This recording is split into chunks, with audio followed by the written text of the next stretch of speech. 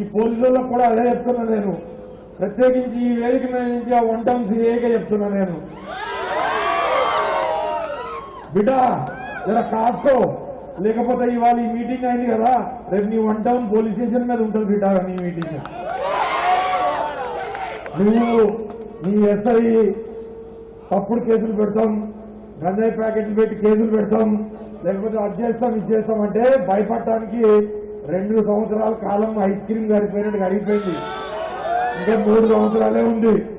బరాబర్ రాసుకుంటాం.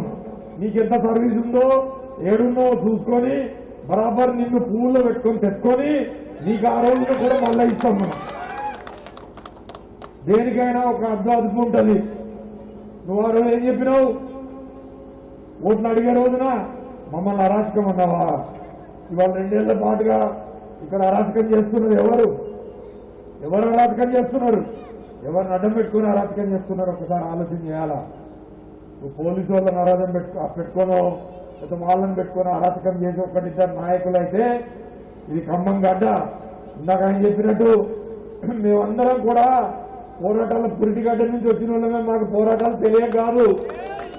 మీరు ఇక్కడ కాకపోతే అక్కడ, అక్కడ కాకపోతే ఇటు, అటో ఇటో పరిగెడుతుంటారు.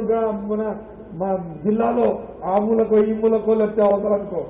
కానీ గడ్డ మీద ఉండి కొట్లాడి లాఠీ దెబ్బలు తిన్నోళ్ళం.